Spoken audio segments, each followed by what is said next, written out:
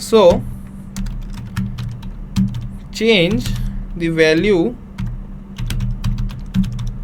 Bye objects. ठीक है, clear? Okay, तो चेक करते हैं। यहां पर मैं एक क्लास बनाता हूं, माय क्लास करके। ओके, अब इसके अंदर मैंने एक कंस्ट्रक्टर बनाया इनिट करके, जिसके अंदर मैंने सेल्फ लिखा और यहाँ पे 2 पैरामीटर पास किए which is name and age. ठीक है, अब सेल्फ की मदद से हमको यहाँ पर वैल्यू को इनिशियलाइज करवाना है जो यूजर पास कर रहा है। तो यहाँ पे self dot name equal to name, ठीक है, और self dot age equal to age. Clear? तो यहाँ पर हमने क्या किया कि जो पर्टिकुलर सेल्फ डॉट एज लिखा तो वो हमारे एक वेरिएबल बने क्लास के।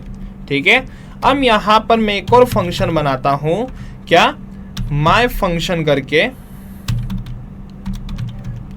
ठीक है, और इस फंक्शन के अंदर मैं सेल्फ लिखता हूं और यहां पर मैं प्रिंट करवाता हूं माय नेम इज। यहां पर कैसे प्रिंट कराऊंगा मैं?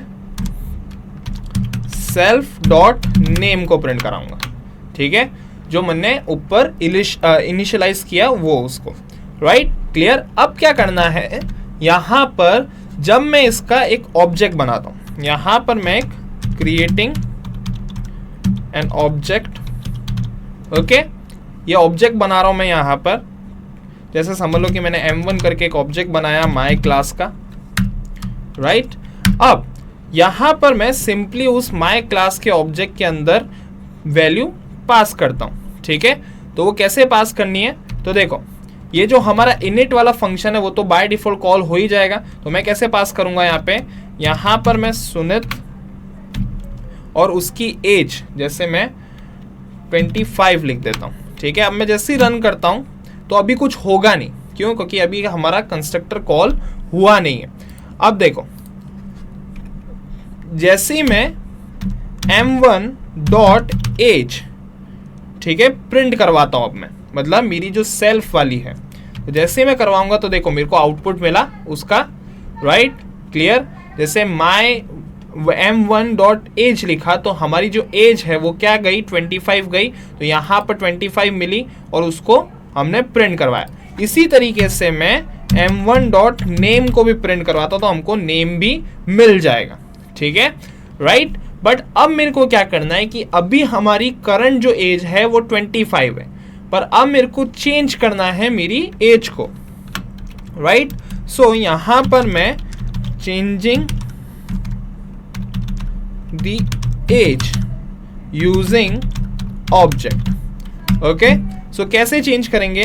m1 dot age equal to, जैसे मैंने 26 कर दी और अब मैंने रन किया यहां पर। ठीक है, अब मैं इसको वापस रन करता हूं। ठीक है, अब मैं यहां पर इसको प्रिंट करवाता हूं मेरी एज को, जैसे एज करके यहां पर मैंने प्लस m1 डॉट एज लिखा। तो यहां पर अभी उसने मेरे को क्या बोला कि इंट जो है वो स्ट्रिंग की तरह नहीं हो सकता। क्यों? क्योंकि हमने यहाँ पे प्लस लिखा। देखो, आप जब प्लस यूज करते हो तो सिर्फ और सिर्फ स्ट्रिंग के लिए। अगर आपको वैल्यू प्रिंट करानी तो आप इस तरीके से करोगे तो आपका यहाँ पर एज जो है वो अपडेट हो गया। अभी बिफोर अपडेट क्या थी, वो एज 25 थी, हमने 25 भेजी थी और जब हमने उसको अपडेट किया तो हमने 26 डाली, तो अब हमारी एज जो है वो 26 आई। ठीक है, तो इस तरीके से आप पर्टिकुलर कोई भी ऑब्जेक्ट की मदद से वैल्यूज को चेंज कर सकते हो। ठीक है, राइट, क्लियर? सो अब किस तरीके से हम लोग पर्टिकुलर किसी ऑब्जेक्ट को डिलीट करते हैं? ठीक है, तो यहां पर अब जैसे समझ लो कि मैंने अभी चेंज करी, अब यहां पर मैं डिलीट करता हूं, डिलीट दी ऑब्जेक्ट। ठीक है, तो कैसे करना है? यहां पे डेल लिखना है और m1 डॉट एज लिखना है। ठीक है, हमको एज को डिलीट करना है और अब मैं जब वापस यहां पे प्रिंट करवाता हूं एज को, तो अब वो मेरे को यहां पर एरर दे देगा। देखो क्या बोला वो कि my class object has no attribute age. क्यों? क्योंकि हमने हमारी एज वाले जो पर्टिकुलर वेरिएबल है, वेरिएबल की जो वैल्यू है उसको हमने डिलीट कर दिया। ठीक है, तो इस तरीके से पर्टिकुलर क्लास एंड ऑब्जेक्ट के साथ पाइथन के अंदर खेला जाता है। ठीक है, तो आज हमने क्या देखा कि कैसे क्लास को क्रिएट करते हैं, कैसे ऑब्जेक्ट बनाते हैं, कैसे फंक्शंस को कॉल कराया जाता है, कैसे कंस्ट्रक्टर को कॉल कराया जाता है, कैसे कंस्ट्रक्टर बनाया जाता है, वैल्यूज को कैसे चेंज करते हैं, राइट, और डिलीट और वैल्यूज को अपडेट कैसे किया जाता है ऑब्जेक्ट के थ्रू, वो आज हमने देखा।